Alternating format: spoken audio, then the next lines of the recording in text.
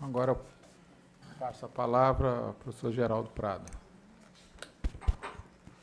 Guardial, boa tarde a todos. Minhas primeiras palavras, como todos, também são palavras de agradecimento à Escola da Magistratura, e eu faço na pessoa do desembargador Paulo Baldez, do querido amigo, companheiro de tantas obras, de tantas tarefas, de tantos desafios, professor Luiz Gustavo Grandinetti Castanho de Carvalho. É um prazer voltar na Escola da Magistratura. Há a lenda de que eu me aposentei por desgosto com o Poder Judiciário, isso é um absurdo. Então, sempre que eu venho aqui, eu digo que durante 25 anos, praticamente, eu fui muito feliz no exercício da função da magistratura. Tive, evidentemente, momentos duros e de sofrimento, mas todas as profissões, quando levadas a sério, elas apresentam dificuldades para os profissionais. É natural que seja assim, e é o julgamento do conjunto que vale ao final de uma jornada que nós chamamos de vida, e a minha aqui no Poder Judiciário foi, ao final, avaliada por mim de maneira muito positiva. Eu sou muito grato ao tempo em que fui magistrado. Portanto, voltar à Escola da Magistratura também é um prazer. Ter sido magistrado no Rio de Janeiro, no estado do Rio de Janeiro, motivo de orgulho e muita honra. Espero que seja a última vez que eu tenha que dizer isso, e que essa lenda ela desapareça. Eu também cumprimento o mestre de todos nós, queridíssimo amigo, Jacinto Nelson de Miranda Coutinho, que não é o Alberto Binder brasileiro, segundo ele nos esclareceu hoje no almoço, mas é a referência teórica mais importante, porque veio romper uma tradição que nos aprisionava naquilo que foi muito bem referido aqui pela professora Flaviane, que eu defino como uma espécie de colonialidade do pensamento.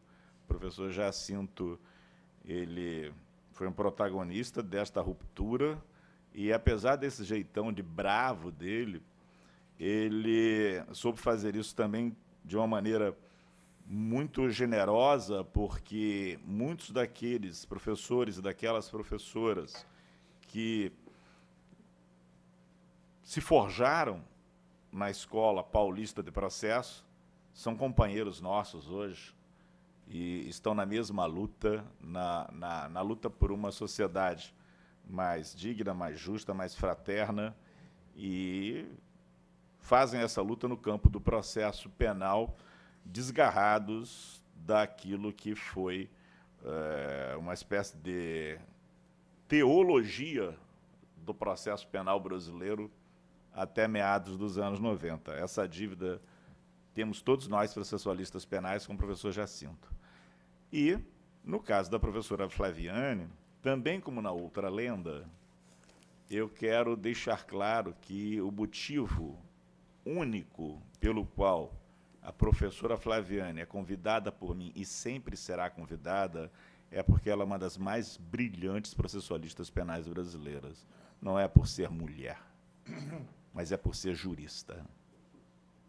A questão que a professora Flaviane às vezes coloca com razão, e que eu também coloco com razão, professora, é que as nossas juristas, elas desaparecem.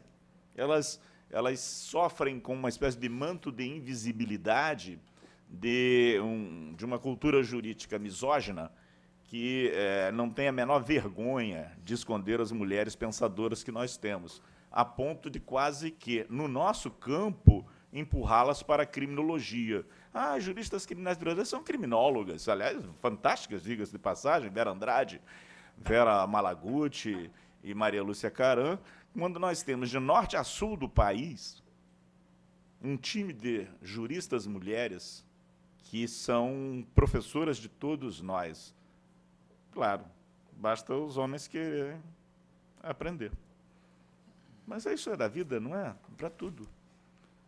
Você tem que estar preparado para aprender. E nessa organização do evento, para ficar ainda mais clara a minha posição, quando pensamos o máximo número de juristas que poderiam estar em Santiago ali, 30, 40, 45, não é isso, Jacinto? A coisa foi esticando e o pobre coitado do professor Leonel Gonçalves ali falando, meu Deus, não tem como receber 45 brasileiros lá. Então, vamos tentar organizar isso. E nos pediram para fazer indicações, e eu indiquei algumas professoras de Pernambuco e da Bahia, embora saiba que disso entende o Omir muito mais do que eu, o Rômulo, indiquei algumas professoras. Por quê? Porque são juristas que trabalham o tema da descolonialidade. Porque eu sabia que, da mesma maneira que a professora Flaviane, elas estariam lá, em Santiago do Chile, e causa um impacto ver coisas que funcionam, porque nós temos uma ciclovia que cai, nós temos um trânsito que não funciona, nós temos uma justiça que não funciona, nada funciona, e você se depara com alguma coisa que funciona, impressiona. E esse impressionar, diria o Rui Cunha Martins, essa evidência produz um efeito alucinatório, e tudo aquilo nos seduz. E é preciso, talvez, de gente que, como os professores de história, que não tendo vivido em Roma, podem lecionar sobre Roma, de gente que não precisa viver a experiência para refletir intelectualmente sobre ela, e que chega lá preparado para fazer a crítica e para ter a capacidade de estabelecer uma interlocução madura e séria, do nível dessa que foi a fantástica intervenção, na minha opinião, da professora Flaviane Magalhães. Então, as professoras que eu sugeri que fizessem parte do grupo, elas tinham essa característica também. Eu deixo isso claro, porque não foram lá para falar do processo penal feminino, não. Foram falar de processo penal. E a gente vai vivendo e tentando superar os preconceitos. Eu organizei a minha fala em 3 eixos muito próximos: metodologia, conceitos e propósitos. Eu não estive no Chile. Agora, estive em 2010. Mas antes, o professor Fauzi e eu fomos convidados pelo INECIP para um encontro em Buenos Aires no início dos anos 2000, quando o que se pensava ali era um encontro promovido pelo INECIP, um instituto que dialogava ali com o SEJA, com a OEA e com os governos do restante da América Latina. O que se pensava era exatamente no caso chileno. Estava em pleno desenvolvimento e muitas questões foram colocadas.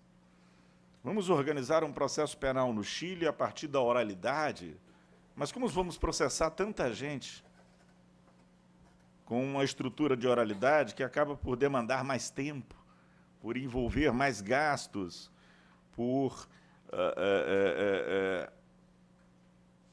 problematizar a questão da prova? Aqui foi mencionado pela professora Flaviane o fato de não haver papéis na mesa dos magistrados. Uma vez eu disse, numa conferência, naquele outro auditório da Escola da Magistratura, que os peritos podem até preparar os seus laudos no processo penal brasileiro. Os peritos podem preparar os seus laudos. Podem e devem desenvolver ao longo do tempo seus estudos, organizar as suas conclusões. Mas a prova pericial em processo penal são os peritos falando para o juiz numa audiência. Disse isso a propósito de uma decisão de um Tribunal Regional Federal aí, aqui do Brasil, que validou uma condenação que o Ministério Público oferece a denúncia, um laudo, não arrola testemunhas, e o juiz, então, recebe aquela denúncia, interroga o réu, houve 2 testemunhas arroladas pela defesa e condena o acusado. Sem ter escutado uma única testemunha arrolada pela acusação, sem ter presenciado uma única prova produzida em audiência confirmando a imputação.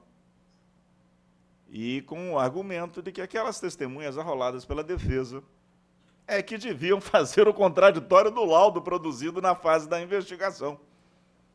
Porque era um contraditório diferido, ali ele se aperfeiçoava, a prova da acusação estava completa e, portanto, seria perfeito ato, qualquer que seja o ato que o juiz imaginou ali, e ele estava autorizado juridicamente a emitir uma sentença condenatória. É evidente que um processo orientado pela oralidade não é compatível com essa forma. As testemunhas, os peritos, as pessoas falam, vão lá e dão as suas explicações, são questionadas sobre elas, e muitas vezes mudam de ideia. Muitas vezes, no contra-interrogatório, elas reformulam seu pensamento. É essa a função do constrangimento epistêmico mencionado aqui pela professora Flaviane. Portanto, lá atrás, os responsáveis por reformular todo esse sistema de processo penal latino-americano se preocupavam com isso. Vamos levar essas pessoas todas? Estamos tão acostumados com o laudo, o papel já resolve. O papel já resolve. Vamos tumultuar o processo? Vamos tumultuar o processo, e aquilo ficou sendo discutido, outras tantas questões foram discutidas ali, e claro, numa hora como essa, surgem as soluções mágicas. O plea bargaining é sempre altamente sedutor como técnica. A negociação em torno da pena é extremamente sedutora como técnica para compatibilizar tempo, ansiedade. Ansiedade, o que é ansiedade? É essa vontade de trazer o futuro para o presente, não é isso? Ansiedade é isso. Então, antecipar o tempo da punição, da solução do processo e tal. E vendo a discussão e participando dela lá no início dos anos 2000, também outros elementos entraram em consideração, foram aqui mencionados mais cedo numa intervenção muito feliz do professor Antônio Pedro Melchior, sobre o financiamento destas reformas todas, sobre o perfil, sobre a participação do Banco Interamericano de Desenvolvimento, fomentando tudo isso,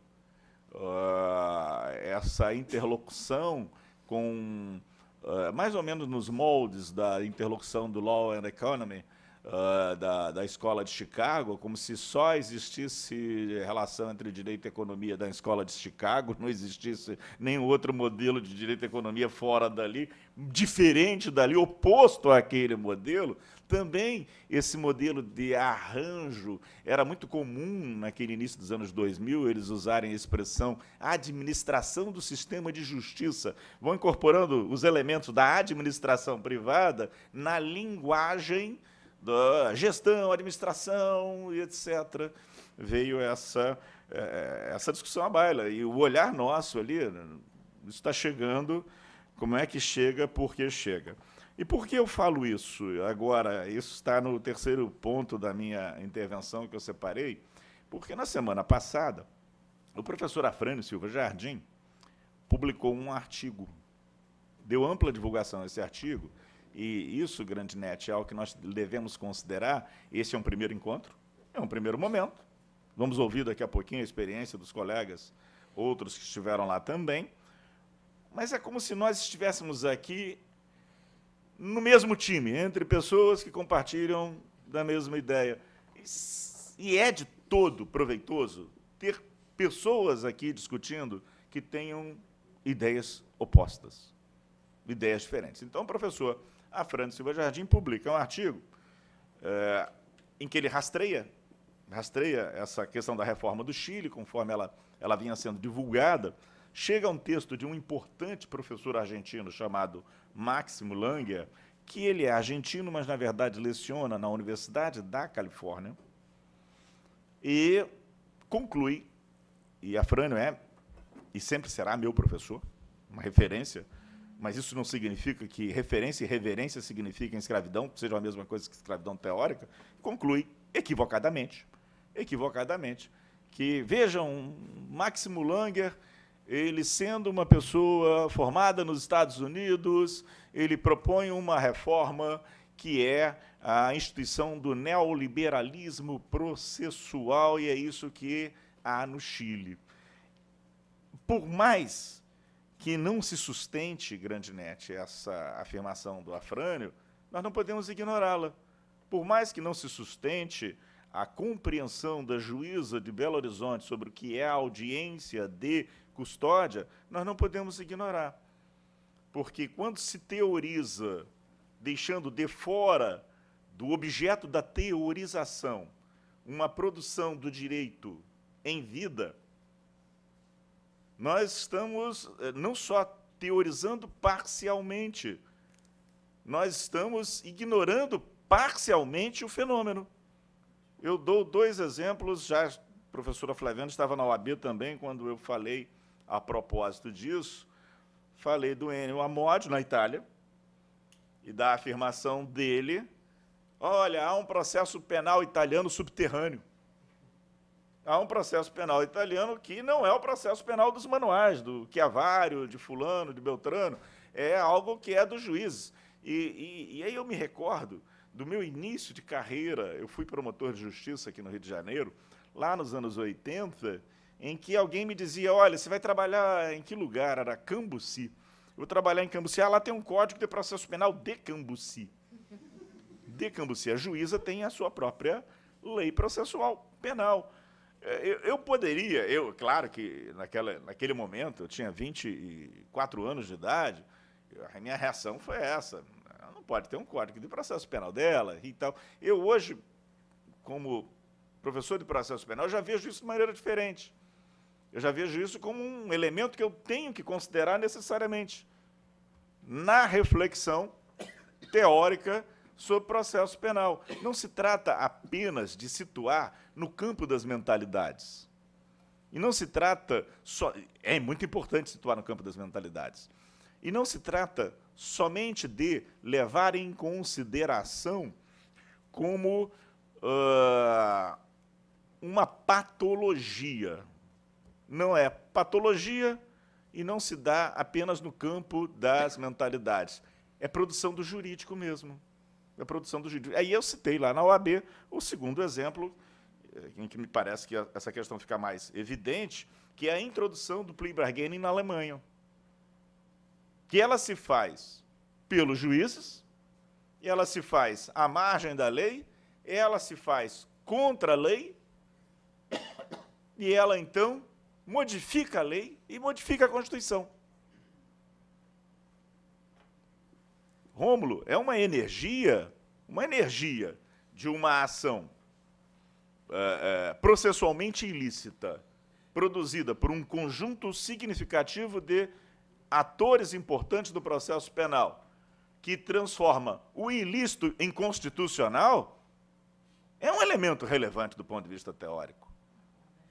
E se eu não souber fazer esta análise, eu não sei ler o que é hoje o chamado fenômeno lava-jato do processo penal brasileiro. Exato, a introdução, eles introduzem, os juízes alemães introduzem o princípio da oportunidade. E, claro, forças, né, ações e reações, até que sai vencido um determinado modo de pensar, sustentado por quem? Sustentado por Bernd Schunemann, porque é um dos grandes penalistas processualistas penais alemães. Ele é derrotado, teoricamente, por uma força corporativa que transforma a Constituição e expande uma metodologia de arbitramento de responsabilidade penal totalmente contrária às tradições do direito processual penal alemão. Como disse aqui a professora Flaviane, não somos advogados, não temos compromisso com a advocacia, com a magistratura, com o Ministério Público, com a polícia, que, aliás, ouvi muito pouco falar de polícia aqui. Se eu não tivesse visto aqui o doutor Edson Baldan, diria que a polícia nem participa do processo penal no Chile e no Brasil. Ficaria com essa impressão séria, aquilo que eu falei, Elmi, da quando eu faço uma leitura parcial, o que fica de fora é problemático. O que eu não enxergo é problemático, porque aqui a polícia hoje não esteve na palestra do Eduardo Galhardo e foi, né, rapidamente... Controle da tortura. Não, mas é diferente. Por quê? Por que é diferente, Flaviane? Porque a polícia tem na América Latina uma função distinta daquela que ela cumpriu na Europa e nos Estados Unidos da América. Ela tem uma função política, decisiva. E que Ferraioli apreende isso quando lá na Itália acontece, e quando ele vê juízes se transformarem em policiais, ele define como policização da magistratura. Qual é, eu diria que, em termos fenomenológicos, a melhor definição do que é Sérgio Moro hoje é esse perfil, politização da magistratura. Mas não porque Sérgio Moro seja o mal, ou isso ou aquilo. Ele é um sujeito num contexto. E se, teoricamente, eu ignoro, nós trabalhamos isso lá na OAB, eu ignoro a maneira como os negócios jurídicos penais estão sendo elaborados, amanhã a Constituição brasileira será modificada para constitucionalizar aquilo que é algo que hoje, me parece que entre pessoas com uma certa afiliação aos direitos humanos, é algo atentatório à dignidade das pessoas. Atentatório à dignidade das pessoas. Aqui o próprio Galhardo disse, vai se fazer um acordo em termos lá equivalentes à nossa transação penal, tem que assegurar a autonomia da vontade. Eu não sei como é que se faz isso encarcerando, ameaçando de encarceramento das pessoas, que é exatamente a técnica que o Sérgio Moro apresenta e que se difunde aí. Portanto, o pensar o processo penal, o teorizar o processo penal, nos obriga, em relação às experiências latino-americanas, todas elas, da qual talvez a chilena seja a mais evidente por aquilo que o professor Jacinto mencionou. Eles tinham um código lá em 1906, herdeiro do Código Espanhol, e transformam tudo, criam um Ministério Público, criam uma nova magistratura, aposentam todo mundo, capacitam todo mundo e seguem ali, mas nem todos os demais países seguiram assim. Mas pensar isso com outros instrumentais teóricos. Mais um exemplo do que eu estou dizendo aqui. Eu sei que aquilo que eu estou dizendo aqui parece muito pouco com processo penal. Se vocês tiverem fé, acreditem, tem tudo a ver com processo penal. A professora Flaviane também mencionou, o Ministério Público do Chile é um Ministério Público do processo penal, como o Ministério Público norte-americano. Como o Ministério Público norte-americano. O nosso Ministério Público não é isso. Novamente, o olhar parcial. Eu só enxergo o Ministério Público brasileiro do processo penal. Não, calma. Porque o Ministério Público brasileiro, que não é do processo penal, ele é uma espécie de substituto de uma sociedade civil que não tem força suficiente para se organizar e se fazer presente na luta, por exemplo, está aqui Ciro Darlan, na luta pela efetivação dos direitos de crianças e adolescentes, ou de idosos, ou de grupos sociais vulneráveis. Se eu não levo em consideração este elemento na compreensão de Ministério Público,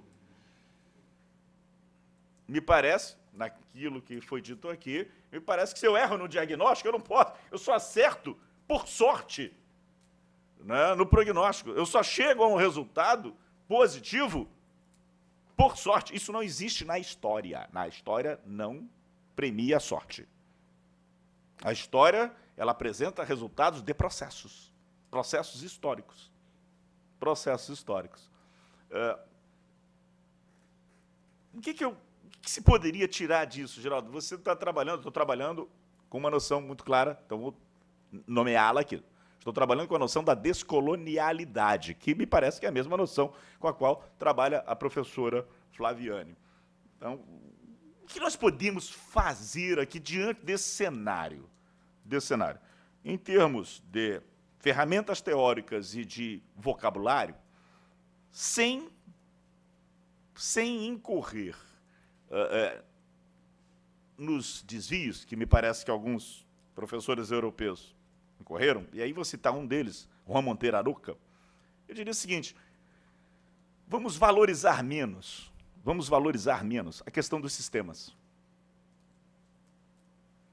A professora Flaviane citou um exemplo que, para mim, é de estudo.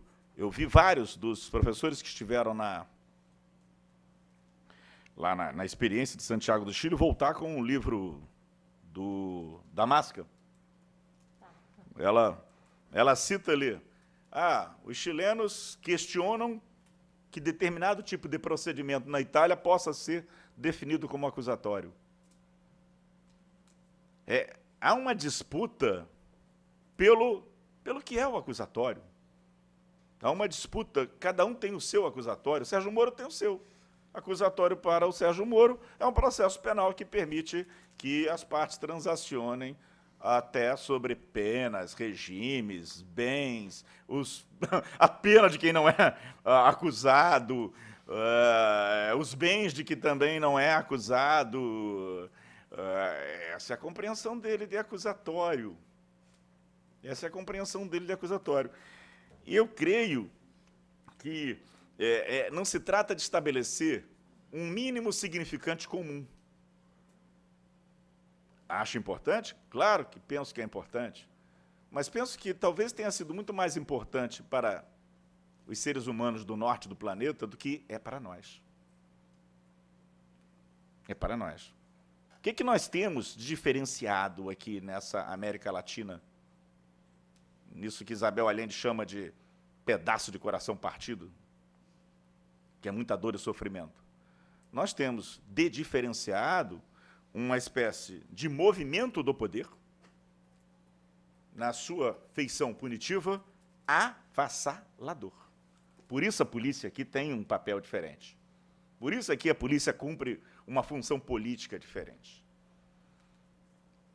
Por isso ela cumpre uma função... Comissão formada por policiais. Por favor, o que ela acabou de falar aqui, a professora Flaviane, que é a confirmação do que eu estou dizendo. Por isso, a Comissão Especial de Reforma do Código de Processo Penal na Câmara dos Deputados é comandada por delegados de polícia. Com todo o respeito, mas entenda isso, Baldan. Se eu não conheço isso, se eu não analiso isso, não adianta. Nós não estamos no Chile, nós não estamos na Itália, nós não estamos nos Estados Unidos. Se nós nos deixarmos capturar pelo vocabulário, por um determinado vocabulário, eu vou dar razão a Afrânio Silva Jardim. Por que eu vou dar razão a ele? Porque nós vamos estar sob uma projeção de uma estrutura que nós não dominamos. Aqui se falou, aqui muito timidamente se falou, 40 anos de prisão, prisão perpétua, a inversão do tempo. Nós temos no Chile muito mais presos condenados. Alexandre Tupinambá, nós temos 4 décadas de criminologia crítica nessa América Latina para evitar ter tanta gente condenada assim. E o processo penal vai ignorar isso?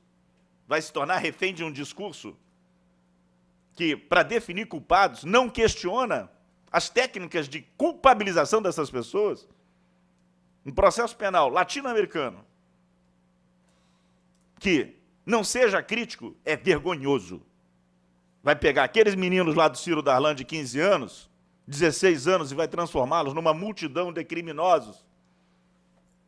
Então, talvez escapar dessa discussão e entrar em um outro tipo de debate, de discussão, de reflexão, em que esses conceitos, eu não dou por perdido, continuo como Jacinto, como a Flaviane, lutando lá por um conceito de sistema acusatório, mas ele é importante, só não é o principal, só não é efetivamente o principal.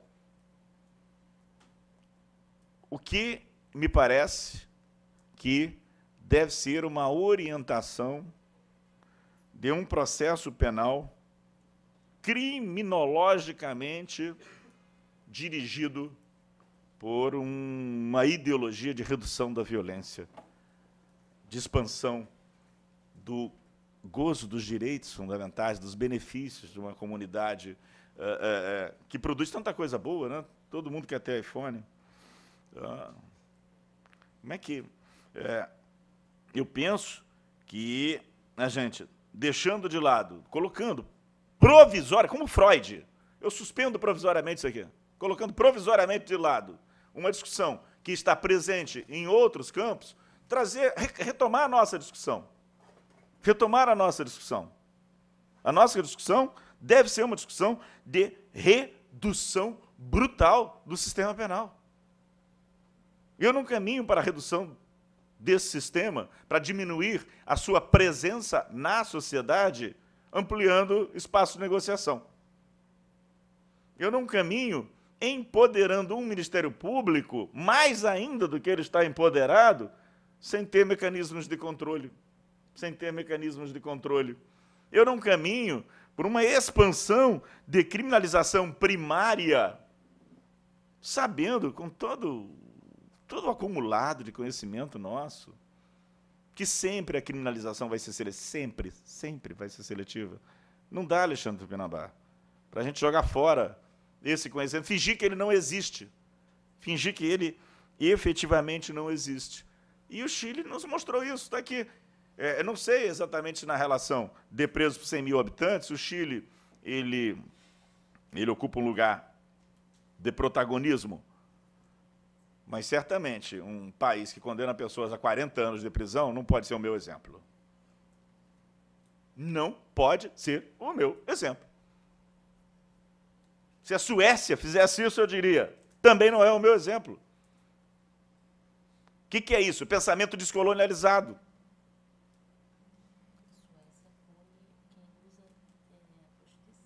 Exato, a punição, né, de quem pratica a prostituição pode ser o exemplo. Não, quem usa. De quem usa a prostituição. É nesse sentido, né, nesse sentido. Então, eu pensaria aqui, né, em refletir sobre a experiência chilena como um dado importante na América Latina, mas aceitar esse desafio que a professora Flaviane colocou. E aqui eu me dirijo aos professores e às professoras de processo penal. Em particular, aqueles que vão participar lá do encontro de Canela. Vamos nos preocupar menos em entrar no índice, lá, no livro das referências processuais penais internacionais. Vamos nos preocupar mais com o povo brasileiro, com o povo latino-americano. Em produzir alguma coisa aqui dentro que consiga reduzir drasticamente prisões processuais, intervenções penais, intervenções cautelares, intervenções definitivas. Para não ficar sem uma resposta e caminhando para o fim, duas últimas coisas que eu ia falar aqui, a questão da gestão, né? Como é que a política, como é que o Nilo Batista fala, a descentralização da política na discussão causa muitos males. A gente fala aqui do republicanismo, da gestão dos tribunais, como é importante e tal, mas por que a nossa gestão dos tribunais, ela não era republicana, não é republicana? Já ouviram falar de uma palavra nepotismo? Faça um levantamento. Não, eu vou há instituições, há escolas na magistratura no Brasil que têm mais funcionários do que alunos.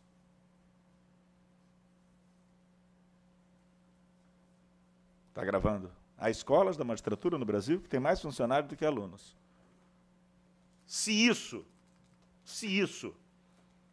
não desafia uma reflexão republicana, nada mais desafia. Como é que eu vou mudar? Quero mudar a capacitação como?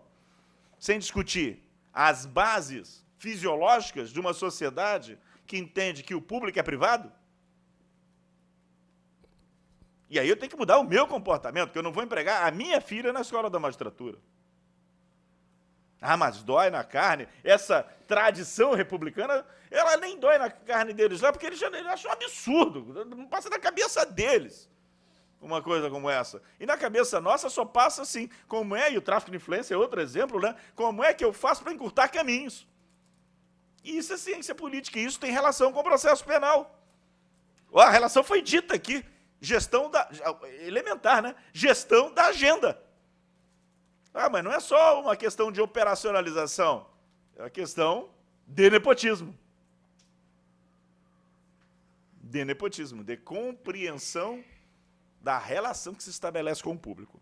Então, é uma questão que eu ia falar. E a última, então, agora, para as nossas ações mais concretas, não tem CNJ, é importante estar lá no CNJ, é importante a capacitação, é importante isso. Nada disso vai funcionar se o Supremo Tribunal Federal não for desafiado num nível de muita competência profissional no campo do processo penal a produzir decisões de uma Suprema Corte. Isto é, a produzir decisões que estabeleçam critérios para as decisões de todos os demais juízes do país. Enquanto o Supremo Tribunal Federal for a quarta instância, quinta instância, qualquer instância, enquanto não se convencer, por exemplo, eu encaminhei um artigo agora para um livro que está sendo organizado pelo professor Antônio Santoro, lá da Universidade Federal, também da minha universidade, da nossa Universidade Federal do Rio de Janeiro, sobre interceptação telefônica, em que aí se pega as decisões da Corte Constitucional Italiana e da Corte Constitucional Alemã. O que eles decidem sobre a interceptação telefônica? Eles estão decidindo ali se há um prognóstico de afetação da esfera de direitos humanos. Isso está no acórdão. Qual é o acórdão? Eles olham, da mesma maneira que na audiência de custódia, um juiz tem que discutir se há legalidade ou ilegalidade da prisão, e não tem que discutir se o sujeito é culpado ou inocente, não tem acusação para discutir isso.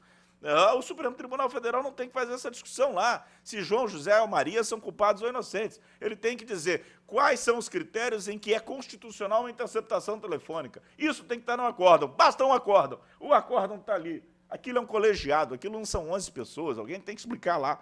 Vocês não são 11. Parece, né? Que assim, fica lado a lado, soma dá 11. Não, não são. Vocês são um colegiado.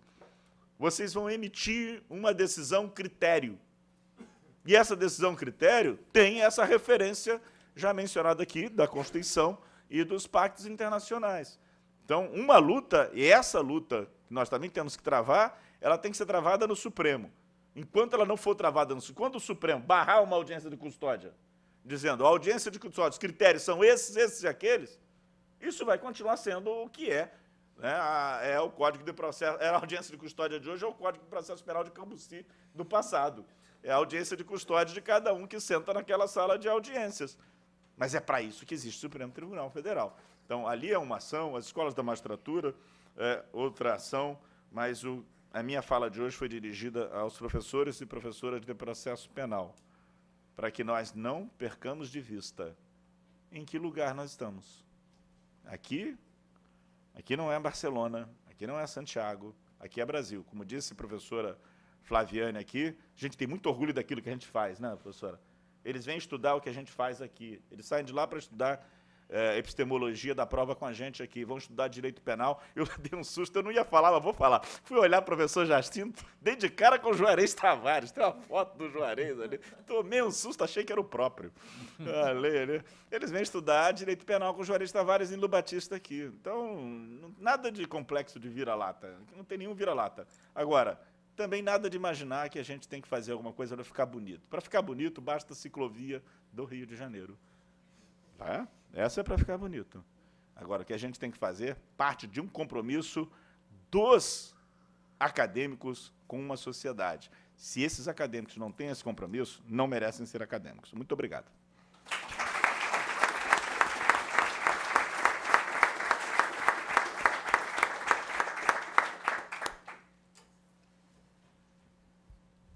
Bom, depois dessas exposições brilhantes, eu acho que nós temos aqui na programação também uma participação de outros professores que estiveram lá no Chile, é isso? E um deles é o professor Rômulo, é isso? O Baldan foi desafiado, né? Foi desafiado. Ninguém falou sobre polícia, o Baldan tem que falar, até porque ele ficou preso lá. Até porque ele foi solto, se soltou em circunstâncias altamente suspeitas. Que fique registrado. Então, como é que a gente pode...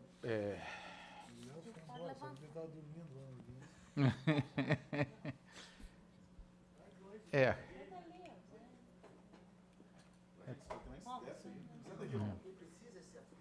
Não, Tá aqui, mas Romulo. Eu senão gosto de você não você, vai você ser fica perto de filmado. mim, eu fico perto de você, a gente fica junto. Por isso aí valeu, isso aí. Olha o Baldan lá. O Baldan, vem uma mesa, uma cadeira ali pra você. Vem com essa mão. Isso aí são eles criticando, em 2010, a reforma deles e falando, é inquisitória. Entendeu? Isso que a gente está falando, que os caras falam que é acusatória, eles lá falam que é inquisitória. Não é Então, vamos começar com o professor Rômulo,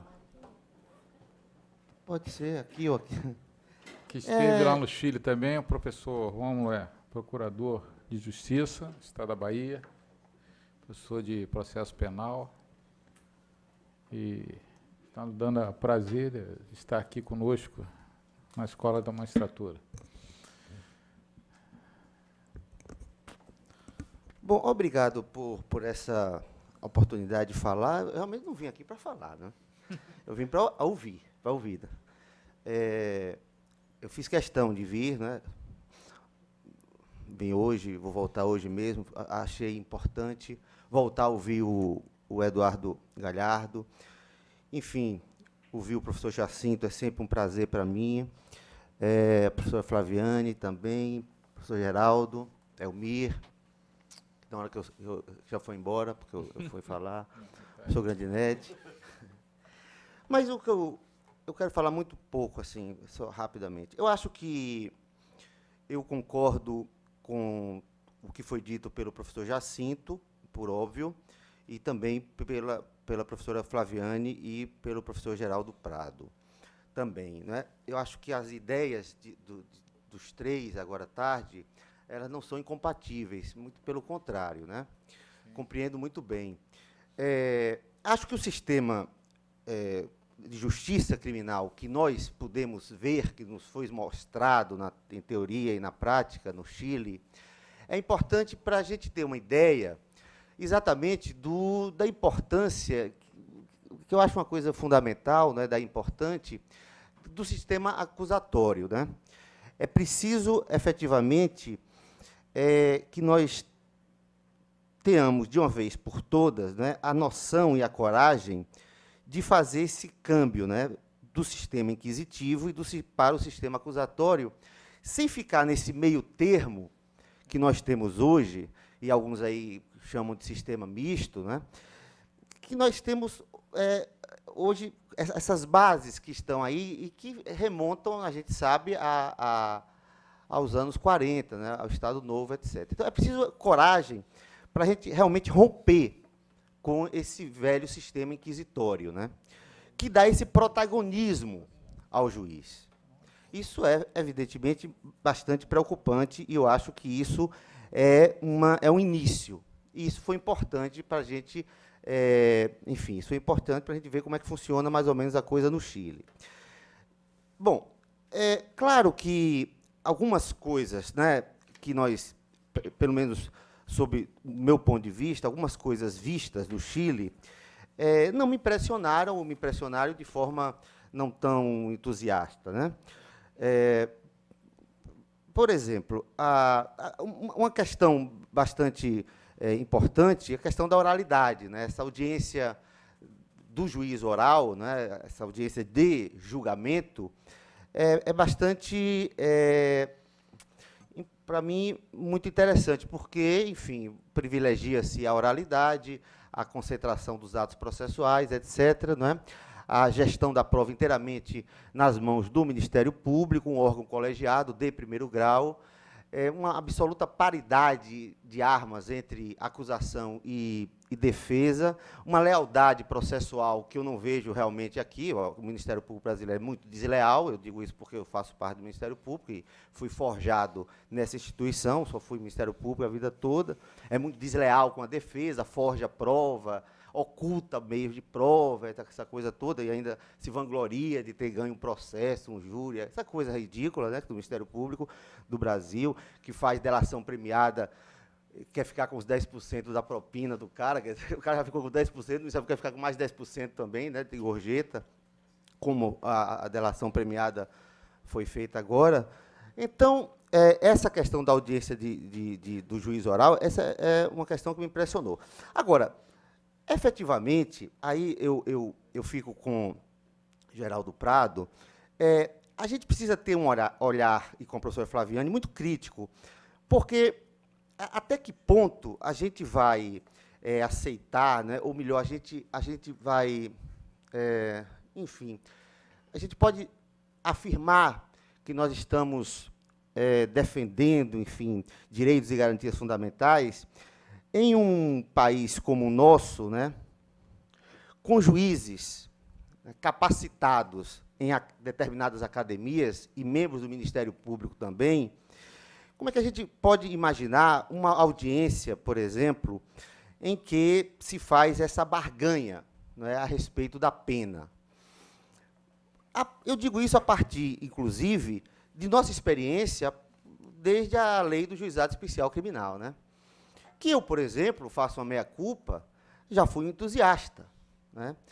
Mas você veja que hoje a transação penal, né, como é que funciona a transação penal? E a gente precisa projetar isso para adiante, né? Se está assim hoje com a transação penal, imagine expandindo-se essa possibilidade de barganha, né? Quer dizer, a transação penal hoje é tudo menos acordo, menos estratégia de defesa, por exemplo.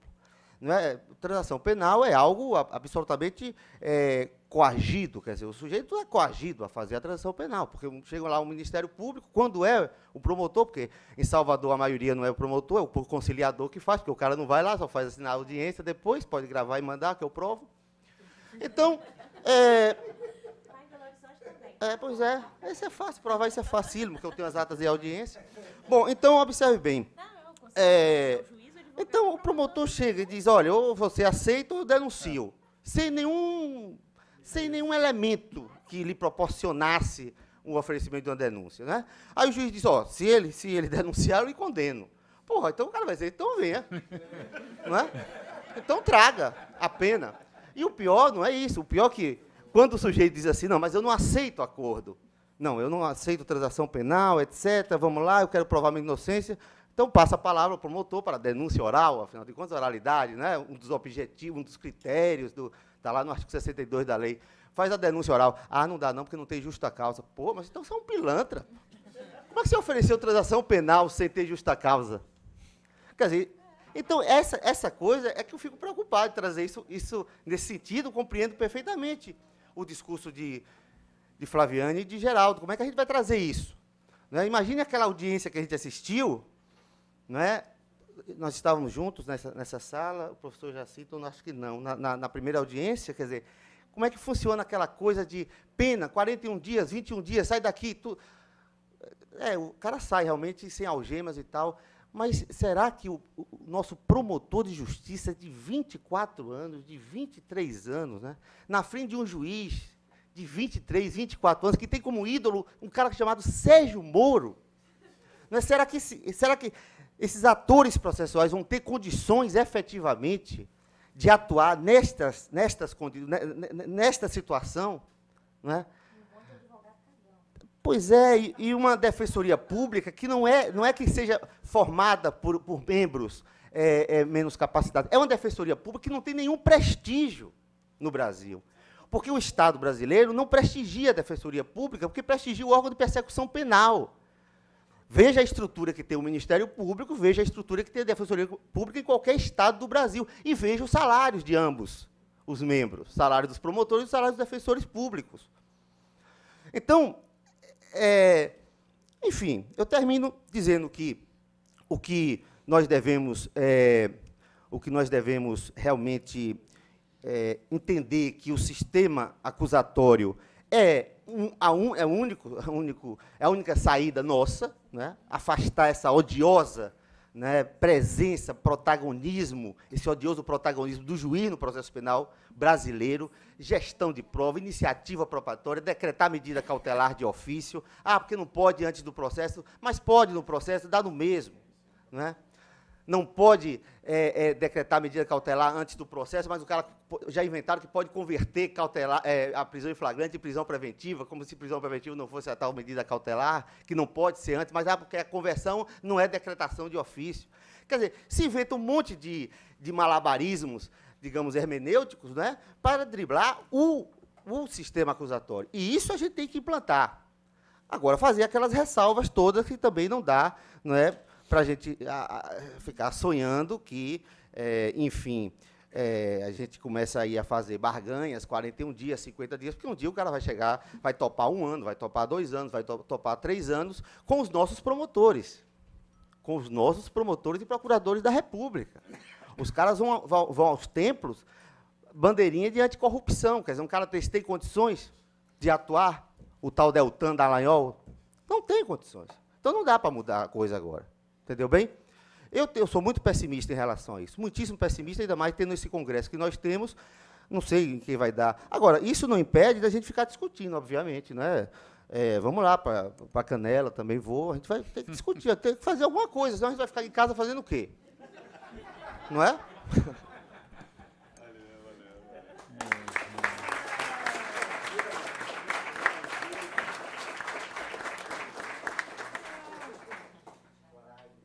Agora passa a palavra ao professor Edson Baltan. Boa tarde a todas e a todos. Eu, sinceramente, não vim preparado para falar.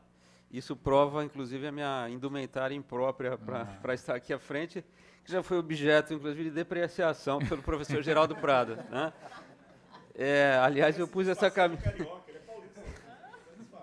Desde criança eu queria ser como o professor Geraldo Prado, né? Me vestir assim quando fosse um evento jurídico e me aposentar cedo. Fiz as duas coisas.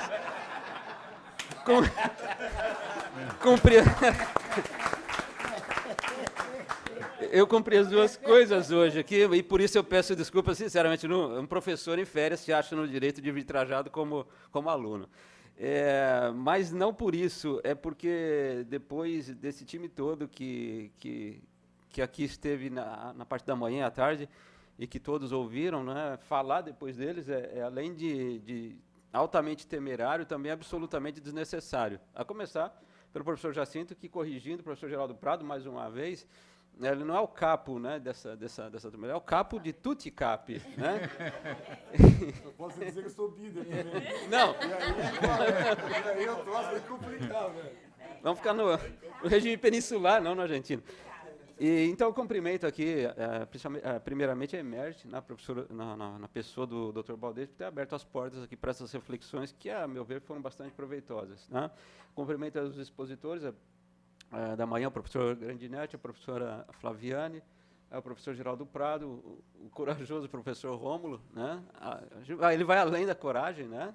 Na ética, a gente fala que o meio termo é a virtude, né? Nem o covarde, nem o corajoso, nem o temerário, né? E sim o corajoso. Ele vai além da coragem e da temeridade.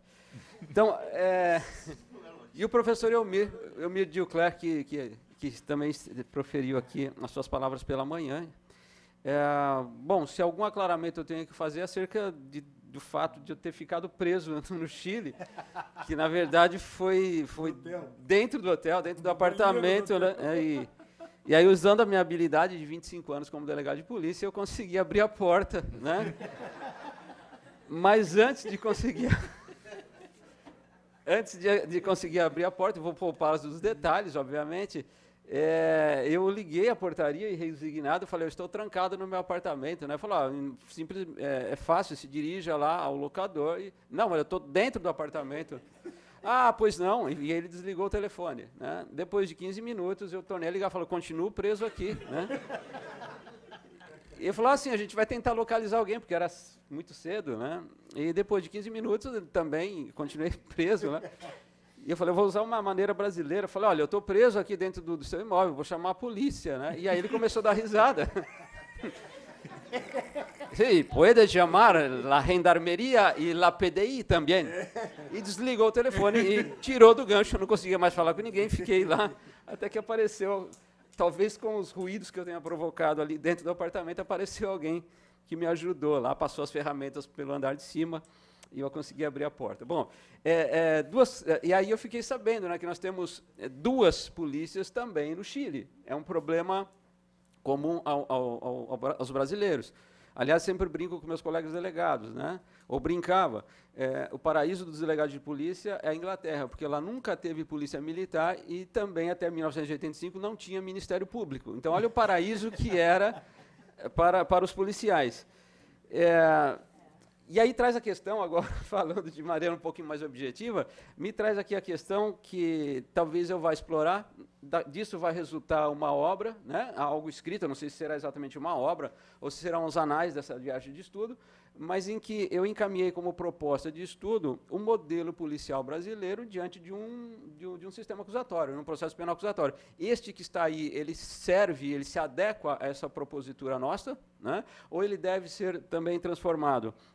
Porque ali no Chile, nas visitas e nas explanações, nos foi dito, e com essas palavras, que o Ministério Público é o motor da persecução, né? Até havia outro delegado de polícia, ali na delegação brasileira, o Leonardo, e eu perguntei, nós somos o quê? Né?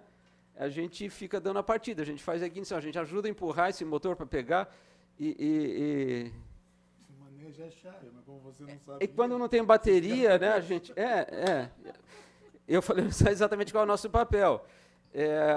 Bom, e aí a gente foi assistir a audiência, e eu assisti aquela audiência com os olhares do policial, né, o que poderia ser aperfeiçoado ali. Eu notei uma indigência de prova, realmente, né, embora não estejamos acostumados com a oralidade nas audiências, né, um sistema adversarial puro, ainda espanta um pouco a ausência de processo de papel para manusear, para ver o depoimento, para ver o auto de reconhecimento, né.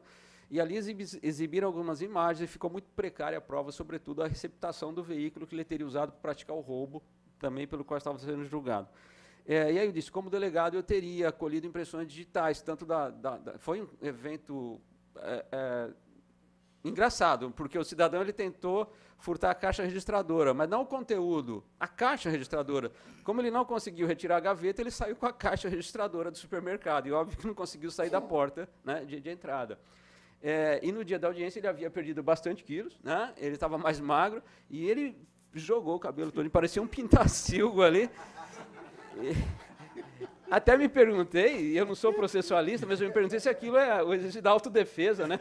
No sentido mais material possível. E eu falei, se tivesse trabalhado melhor essas imagens, teria facilitado o trabalho aqui de reconhecimento pelas testemunhas, pela vítima. Isso não foi trabalhado. As imagens captadas pelo circuito interno estavam no estado bruto, não foram colhidas impressões digitais. Até imaginei que no caso da receptação fosse o resultado absolutório mais correto, né? Quando são assim procedimentos comezinhos, né? São protocolos de atendimento de local de crime. E aí o Carabinieri, depondo, ele me esclareceu algumas coisas, né? O local de crime foi atendido apenas pelos policiais. Embora exista aí o motor da persecução e, portanto, também da investigação, como sendo o Ministério Público, eles atendem os policiais por telefone, né? Então, os promotores se ocupam do atendimento telefônico das ocorrências policiais. Não todas, obviamente, né? Então, se for uma de autoria conhecida, em que não haja necessidade de produção probatória, que não haja prisão em flagrante, ou se for de autoria desconhecida, né? O furto de um veículo, furto de um equipamento de um veículo, também não demanda providências investigatórias imediatas, então o policial não vai entrar em contato imediato com o fiscal, né? Que é o promotor de justiça. Mas, nesse caso, como havia prisão em flagrante do assaltante, né? Do ladrão, na verdade, foi um roubo, porque houve violência lá com seguranças, ele manteve um contato telefônico, ou seja, o fiscal não se transportou até o local do crime. Como delegado de polícia, eu sei que isso é imprescindível. Isso é imprescindível, né? Por isso que o Código manda lá que a autoridade deva se deslocar ao sítio do crime. Então, como se processa essa fase, né, que vamos chamar de investigatória preliminar nesse sistema acusatório chileno? Nesses casos de menor complexidade, quem faz a investigação é a gendarmeria, são os carabinieri, né? São os carabinieri, que é a polícia militar, é uma polícia militarizada, né? Nós temos aqui na América Latina, temos na Argentina também, com os mesmos problemas de todos, né? A estrutura verticalizada militar, a cultura militar, né? Aquela cultura do inimigo, do combate, que a meu ver, não se adequa totalmente, não se harmoniza com aquela visão de processo que nós temos. Eu tenho lá o possível autor de um fato ilícito e não um combatente inimigo que eu deva destruir. Então, isso, eu tive treinamento militar no Exército, não na polícia, mas eu percebi, quando ingressei na polícia, que era totalmente diferente a forma de tratamento, né, de treinamento dos policiais e dos militares. Então, ali por telefone, o carabinieri passava as informações para o promotor e ele que determinou quais medidas deveriam ser adotadas, e assim foi feito. Então, para mim, houve ali sim uma deficiência. E é óbvio que não é sinônimo de sistema acusatório puro, que adversarial, oral, que deva ter ali o Ministério Público investigando. Como eu disse, nós temos um sistema adversarial anglo-saxônico, a raiz aqui foi invocada pelo Dr. Eduardo de Manhã, e igualmente, né, de forma similar ao Chile, a Inglaterra também não tinha Ministério Público até 1985. Né? Então era sistema inquisitivo? Não, é sistema adversarial, né, com oralidade pura. Aliás, ali também 70% dos casos se resolvem, né, sem que se vá ao juiz oral. São as cortes de magistrados, composta por juízes voluntários, não são juízes de carreira, não. Só que eu tinha ali a figura do policial, aquele que conclui as investigações, como acusador. E aí isso pode parecer um traço de inquisitividade? Para o britânico, não. Né? Soava muito bem para ele que eu tivesse, de um lado, um cidadão britânico acusado de um crime, com direito a um defensor, e, de outro lado, um policial assistido por outro advogado designado pelo juiz, que fosse promover a acusação. Eu tenho um equilíbrio de forças nesse processo. Eu não tenho um poder, como no Brasil é um poder o Ministério Público, né, em disputa contra um cidadão. Né? Ali me parece que a assimetria de força, de prerrogativas e tudo mais, poder requisitório, soa mais do que evidente no processo, para usar aqui o professor Rui, o evidente não precisa, né, de maior comprovação. Então, quando se fala aqui do colonialismo, é realmente se pensar a importação, sim, de algumas ideias, a reflexão a partir da observação de realidades alienígenas, mas, assim, adaptando a nossa cultura, a estrutura que aqui temos. E por que eu chamo a atenção, não aqui por ser um ex-delegado de polícia, para a questão da investigação preliminar dentro da estrutura acusatória? Porque nós temos alguns problemas que tendem a se agravar no modelo brasileiro, na fase da investigação. Eu já participei de 2 audiências públicas da Câmara dos Deputados, porque ali existem perto de 5, 6 PECs, algumas foram unificadas, para alterar o modelo de polícia no Brasil. E me parece que o modelo que mais tem encantado os nossos parlamentares é um que atribui também a competência investigatória para a polícia militar, que eles chamam de ciclo completo de polícia. Na verdade, isso não será um ciclo completo, porque significa dizer o ciclo completo que eu tenho uma polícia que realiza um trabalho completo, ou seja, o policiamento ostensivo e o policiamento também repressivo investigatório. Poderá ser completa em relação à polícia militar, que ela vai continuar fazendo o patrulhamento e vai também tomar conta da fase investigatória. Algo que ela já faz hoje, de forma subreptícia, né? Não vou usar a palavra clandestina para não ofender o Dr. Rômulo, que é do Ministério Público, com a polícia com o Ministério Público. Né? Então, como não existe uma polícia ministerial, o Ministério Público tem requisitado forças militares para fazer a sua investigação. Aqui no estado do Rio de Janeiro havia 500. Quando da assunção do governador, ele falou, se quiserem continuar, que paguem os salários deles. Porque eu não posso tirar 500 policiais fardados fazendo o ostensivo da rua para que fiquem nos gabinetes investigando, de forma velada. Inclusive usando o serviço de inteligência da Polícia Militar e depois usando as informações para acusar, o que é um fato gravíssimo. Gravíssimo, porque inteligência militar e inteligência policial não se confunde com polícia judiciária e com investigação preliminar. Né? Uma de âmbito garantista, outra de segurança do Estado. Né? Eu não posso, a menos que eu tenha um regime aí de CIA, de KGB, né? Que eu acho que, em nome do não colonialismo, nós não devemos importar. Então, esse problema ele tende a se agravar, porque esse ciclo não será completo, que a Polícia Civil ela não vai se uniformizar para fazer o policiamento ostensivo, não haverá patrulhas da Polícia Civil. Então, em relação a ela, continuar sendo somente o de caráter repressivo, investigatório. E o da Polícia Militar, sim, será completo. Nós já tivemos uma experiência em São Paulo, e acho que alguns estados também já passaram por essa experiência, que foi a dos termos circunstanciados, em que a Polícia Militar passou a lavrar nos casos de infrações de menor potencial ofensivo. Para mim, não é só lavrar um termo circunstanciado, preencher um formulário, não. Porque quem recebe a notícia desse crime, ele vai fazer, primeiro, a classificação jurídica provisória daquele fato. E me parece que o conhecimento jurídico é imprescindível. Em São Paulo, durante aproximadamente 2 anos dessa experiência, eu era encarregado de fazer a triagem desses documentos. Então, eu encontrei lá um caso em que o marido tentou esganar a esposa, né, e o registro ficou como ameaça. Né, ficou como ameaça. No caso mais grave, eu sempre uso ele como paradigmático, um advogado, né, cadeirante, assistiu a uma abordagem de policiais militares num bar, ele achou abusiva a forma como foi feita aquela abordagem, e ele se insurgiu contra os policiais militares.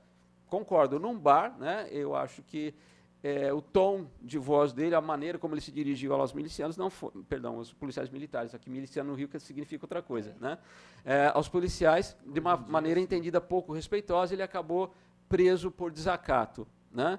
Em condições normais de temperatura e pressão, ele seria levado a uma delegacia de polícia, onde eu tenho um delegado de polícia que é civil, né, e que, por isso, tem uma inimizade saudável com outra instituição, é um sistema de fiscalização recíproca, né, de freios e de balanço que é muito saudável, e teria deliberado se houve abuso naquela detenção ou se houve realmente o desacato. E aí, então, adotaria as medidas de polícia judiciária.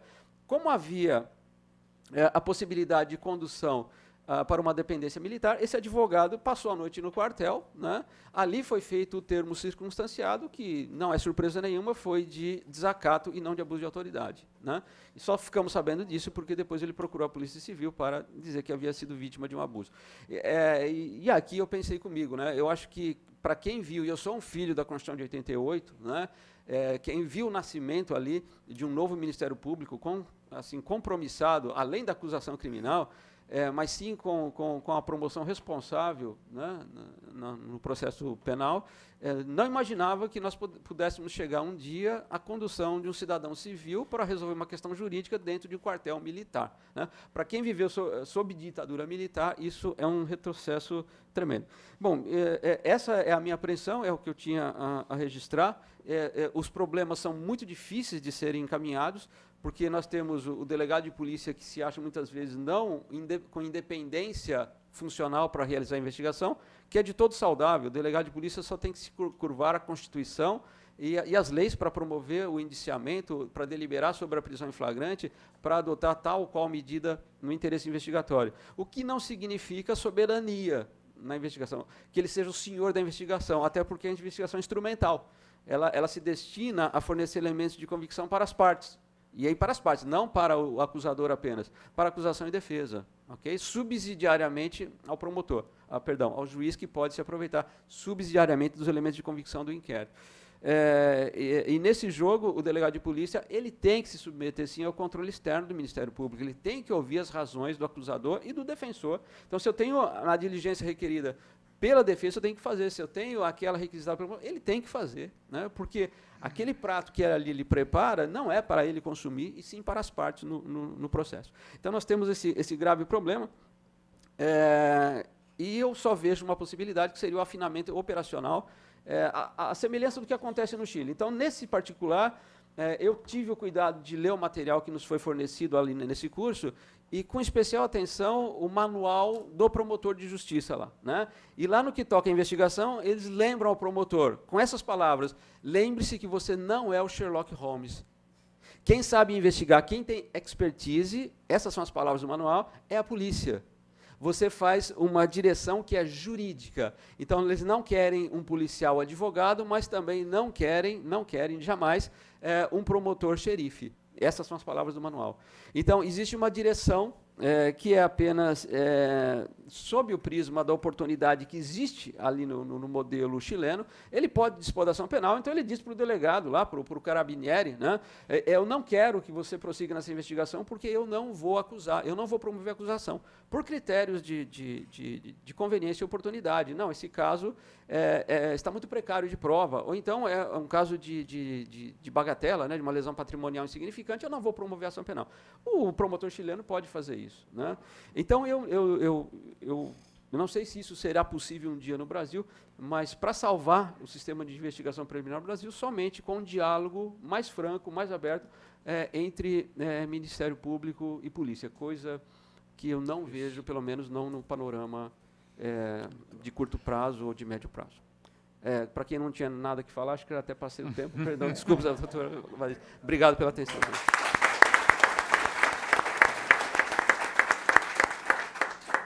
Pois muito bom.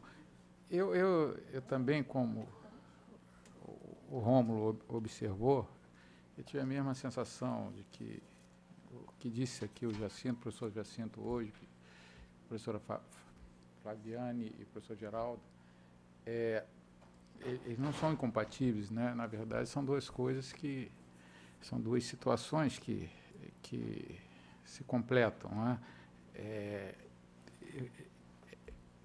claro, é evidente que isso aqui é uma prova, né? Esse evento de hoje é uma prova da qualificação da nossa academia, né, no processo penal. Tá?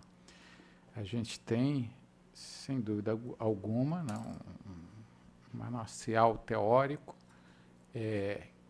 dos mais avançados. Tá? E nossa legislação também permite que a gente tenha aqui uma atuação com comprometimento, que é uma vinculação à Constituição e às leis. Agora, a grande questão que me deixa perplexo é um distanciamento, né, que se percebe em relação à atuação concreta do judiciário como um todo. A gente... eu estou aqui no Tribunal de Justiça, o Geraldo esteve lá, ele falou ali do Código de Cambuci, né? E até hoje, só um exemplo, nós temos um juiz em Campos, que o Geraldo certamente conheceu também, porque ele anulou algumas sentenças desse magistrado, que ele se recusa a cumprir aquelas reformas, né, que vieram com a medidas cautelares de 2008. Né? Exatamente. Então, até hoje, ele interroga o juiz, né? O juiz interroga o réu, né, como primeiro ato do processo, ele que faz as perguntas de testemunhas, e por aí vai. Então, esse é só um exemplo. É claro que esse é um exemplo mais radical. Né? Tinha um outro também que já mudou um pouco em razão das decisões. Né? E isso, no início, a maioria das câmaras criminais, né, chancelava. Não é isso? Então, daí, essa dificuldade que eu vejo na atuação, né, Eu chamo de resistência à reforma. Pois é. A gente tem essa reforma, né, que é lá em curso, no Senado, enfim. E também a experiência que a gente vivencia, especialmente, né, atuando no segundo grau, já estou lá desde 2010,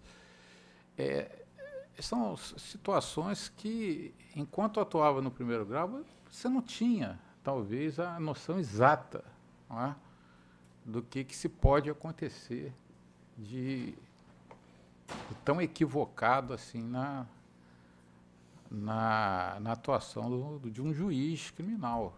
É um negócio que choca. Não é?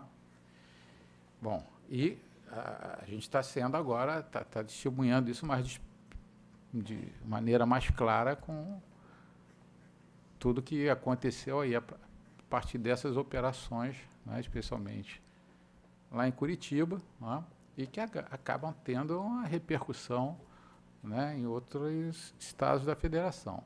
Mas, enfim, então, a dificuldade que se tem, eu me lembro quando aconteceu aquelas reformas das cautelares, nós fizemos um evento aqui, não é? E o professor Alexandre Moraes da Rosa, não sei, eu acho que o professor Grandinés estava lá, não sei, o Geraldo também. Sobre. Quer dizer, ele veio falar, não é? E aí a plateia de magistrados, eu acho que houve uma convocação, não sei bem, todos foram convocados, não é? Para debater, e praticamente quase foi linchado ali, não é isso? Sendo que ele não morava no Rio de Janeiro, ele morava em Florianópolis, era muito fácil ele falar aquilo em Florianópolis. Enfim, e essa situação persistiu, persistiu e a gente vê que, eu me lembro até hoje a palavra do grande Neto, falava que o juiz está aprendendo muito mal, não é? Muito e mal, não é isso? E nós fazíamos vários eventos, né, para tentar reverter esse quadro e, na verdade, não se conseguiu. Não é? E eu não sei, então, como superar essa situação? Eu acho que a Escola da Magistratura tem que fazer sua meia-culpa, porque eu estou aqui já, desde o tempo de embaixadora, entrei com o grande Neto, embaixadora Leila, né, passei a atuar mais com a gestão de embaixador Verani, agora o embaixador Caetano, e eu sempre insisti muito para que a gente desse uma ênfase maior na formação do magistrado, formação inicial, formação continuada, não é? Porque as nossas escolas judiciais de magistratura, né, talvez não tenha essa ênfase. O juiz não se interessa em vir aqui assistir o evento, só vem aqui quando ele pode, de alguma maneira, aproveitar aquele curso para efeito de promoção ou remoção. Né? E a gente convive com isso. Né? A gente faz os eventos, né? Quando há convocação, o juiz vem, quando interessa para efeito de remoção, promoção, o juiz vem. Fora isso, a escola é muito pouco frequentada por magistrados. Tá? Porque aqui a gente tem duas vertentes. Aquela primeira que prepara, né, para o ingresso na carreira. Né? Esse curso que talvez seja até o mais famoso da EMERGE aqui no Rio de Janeiro, né? Muito procurado. Mas quando você chega na formação do magistrado, a gente tem sérias dificuldades, e ainda que a gente faça um bom curso de formação, não é? A gente faz o curso de formação, hoje tem as normas da Escola Nacional, que é a ENFAM, e a gente procura que estabelece uma rigidez maior, mas, enfim, na verdade, a gente não consegue alcançar os objetivos, porque o magistrado fica pouco tempo, não é? Fica pouco tempo porque já na primeira semana, depois da primeira semana, ele já começa a ser requisitado, e o tribunal cobra, não, a gente está com poucos juízes, então tem que ir para a vara, tem que fazer o estágio, daqui a pouco já está auxiliando. Então, a gente tem uma deficiência, no meu juízo, em relação a essa formação do magistrado, e quando o Eduardo, aqui de manhã, disse que eles radicalizaram, né, e levaram os juízes, ficaram lá na capacitação, o tempo que fosse necessário, mostrando como era o novo sistema, e é a partir dessa radicalização que eles conseguiram começar a mudar, é que eu me pergunto, né, como é que a gente vai lidar com isso. Porque a gente tem até os instrumentos, a Constituição é rica, não é? Processo penal. Mas hoje, ele falava aqui, no momento que ele falou de manhã, que a gente foi lá, pegou a cocaína na casa, sem ordem judicial, né, sem mandado. E isso aqui no Rio de Janeiro acontece com uma frequência que parece ser uma normalidade. Não é? Parece ser uma normalidade. E a Constituição proíbe isso, a prova é ilícita. Né? Mas os policiais militares, especialmente nas comunidades, né, de renda mais baixa, né, carentes e tal, eles entram e, se tiver que pegar entorpecente, e muitos falam, no depoimento judicial normal, não, nós entramos lá porque, a partir de uma denúncia anônima, soubemos que o fulano guardava a droga, muitas vezes eles entram e não encontram nada. Muitas vezes ele entra numa, 2, 3, 4, 5, na 10ª, né, ele encontra alguma droga. Isso, a maioria das vezes, né, esmagadora da maioria, gera uma condenação pelo juiz de primeiro grau e uma confirmação em segundo grau. Então, há essa toda dificuldade, que é isso que talvez tenha me chocado demais. Como, não é fácil, não é, você entender a necessidade de uma audiência de custódia, não é, da importância da audiência de custódia, da importância do controle da legalidade pelo juiz, da importância do controle da necessidade da prisão antes de uma condenação definitiva ou não, necessária, e os nossos juízes não conseguem, né? Até hoje, a gravidade do delito é usada em qualquer decisão que decrete a preventiva, a prisão preventiva, né? E uma facilidade assustadora. Então, essa situação, né, é a que mais me preocupa. Quando que nós vamos conseguir superar ou vencer, né,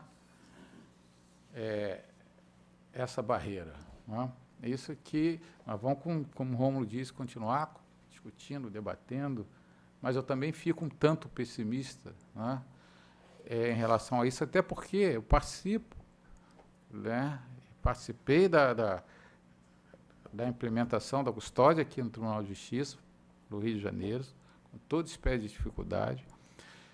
Já desde o início do ano, né, a gente só conseguiu um ano depois, a gente inaugurou a custódia aqui em setembro do ano passado, né, fez um ano ainda, né, um ano depois de que o CNJ começou a promover essa campanha. E no final do ano nós conseguimos estender para todo o Estado. O interior está até hoje aguardando, né, a implementação da custódia. Mas aguardando porque a gente tem resistência, né, que é uma resistência dentro do tribunal, que embora a gente tenha essa comissão, a gente não tem autonomia, né, a gente depende de outros setores do tribunal, né, depende da corregedoria, principalmente, depende, o Tribunal de Justiça aqui no Rio tem essa situação, né? Depende da segurança institucional, e, enfim, ou seja, até a Polícia Judiciária, a Polícia Civil, aqui no Rio faz uma parceria muito boa com o Tribunal de Justiça, né? E, nesse sentido, já está toda aguardando só, na verdade, o Tribunal de Justiça efetivar as audiências de custódia, mas a gente depende desses parceiros externos também, Ministério Público, enfim, embora um pouco a contragosto, vai participar, né? Tem participado, claro, porque é função do Ministério Público, mas, enfim, é isso, a grande resistência no tribunal, e a gente percebe que essa resistência que vem por vários motivos, não é? Mas que, no fundo, há uma resistência, não é? Que está relacionada ao conservadorismo, não é? Que ainda impera no nosso tribunal, e de resto em todo tribunal, ainda na justiça, né? Na nossa justiça. E que há ali muita gente que é contra o audiência de custódia. A gente sabe, os juízes são contra o audiência de custódia, né? Não sei se foi a Flaviane que comentou uma situação, não só dessa juíza de Minas, mas outros relatos também, em que os juízes acham que é desnecessária, né, a custódia. Então, essa que é a questão que eu indago, até como é que nós vamos superar. É isso. Não queria participar de audiência de custódia porque não participara da decisão que estabeleceu, se não fora consultado. Pois é. Pergunta o que o Conselho Nacional do Ministério Público fez. Nada. Porra nenhuma. Com os caras desse aí. Eu fico puto. Bom, então, essas considerações, o professor Jacinto agora.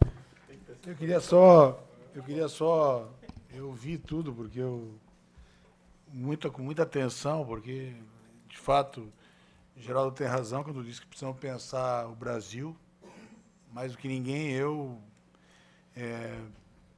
tenho minha vida acadêmica fazendo isso.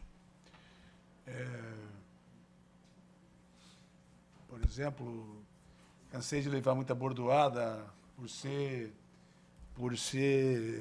adepto da filosofia da libertação.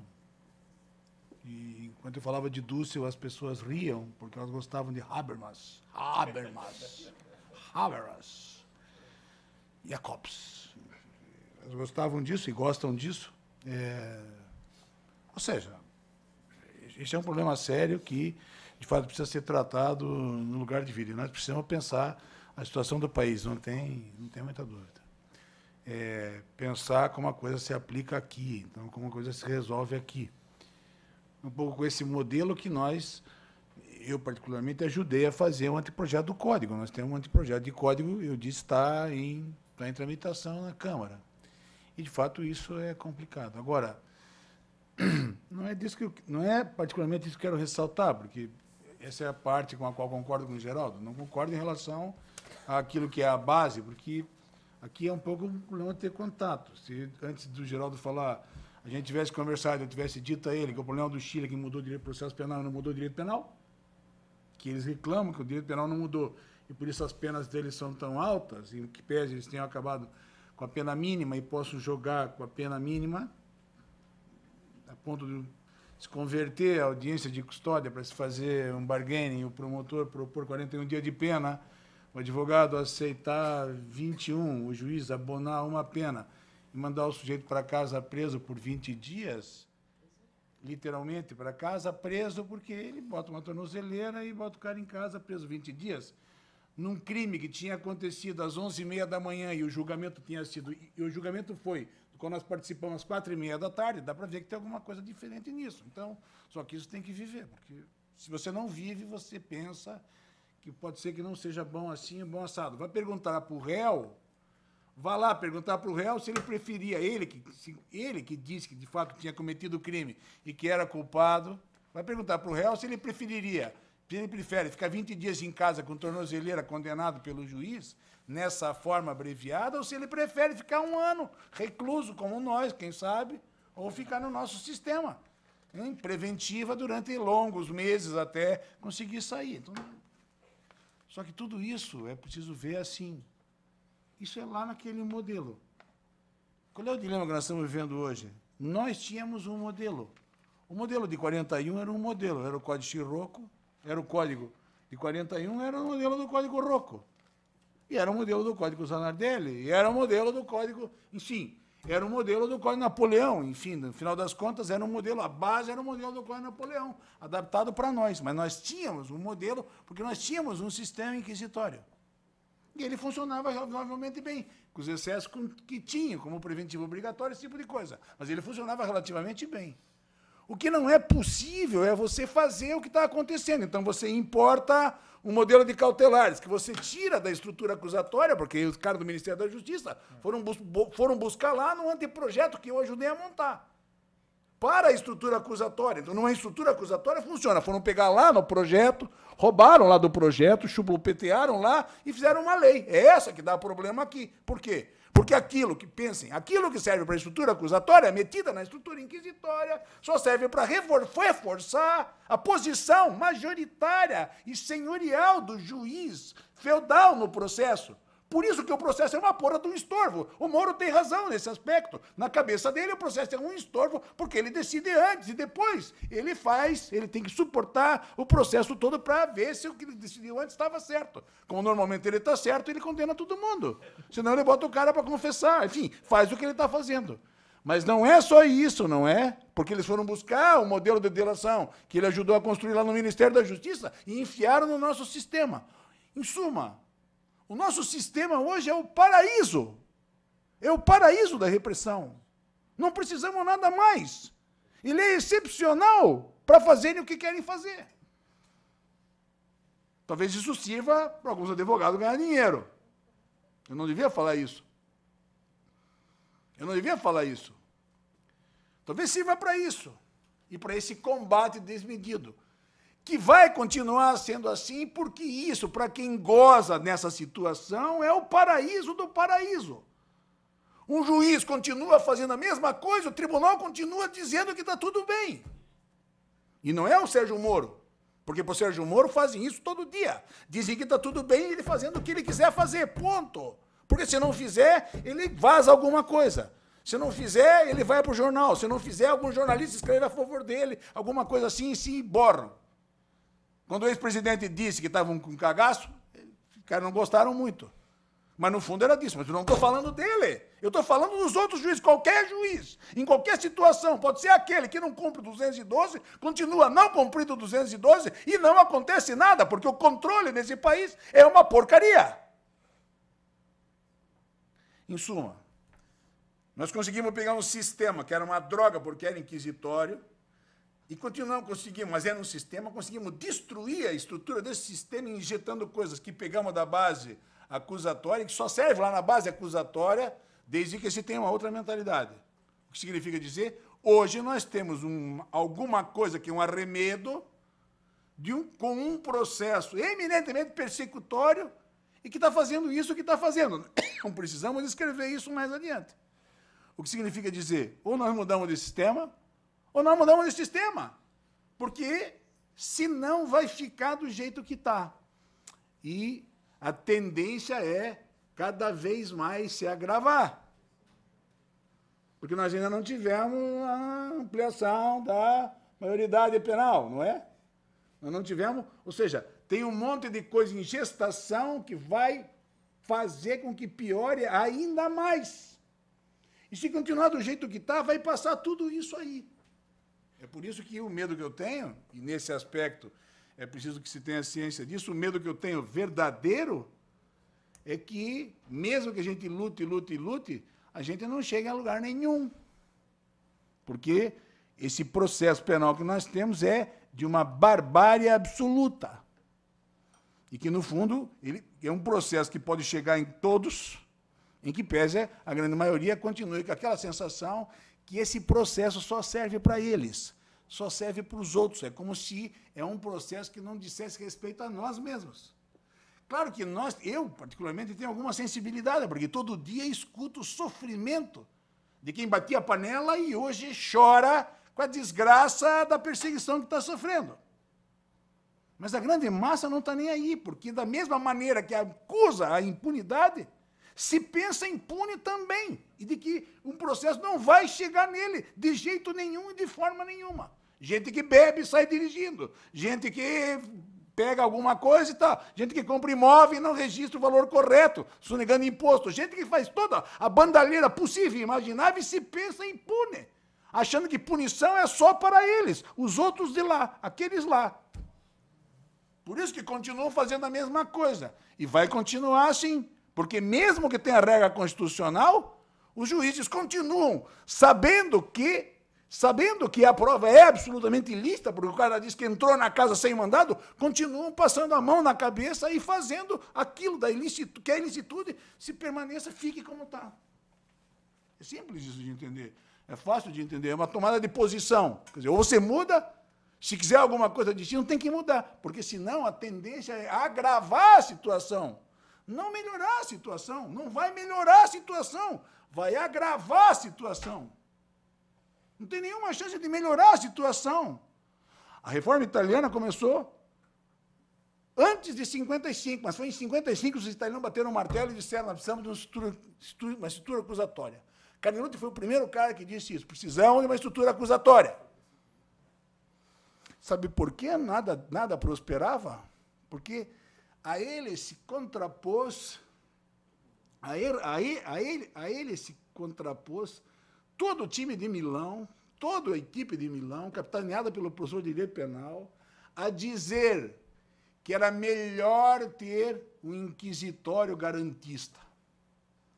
E na história do inquisitório garantista, os italianos não só não conseguiram fazer valer uma estrutura democrática, como quando conseguiram fazer o código pela mão de Juliano Vassalli, enfiaram o código para baixo, 2 minutos depois, ou seja, 1 ano depois, eles já tinham deformado o sistema para voltar para a estrutura inquisitória. Botaram o Berlusconi na cadeia até hoje? Botaram o Berlusconi na cadeia até hoje? É assim que vai ser. É assim que vai ser para nós também, não duvidem.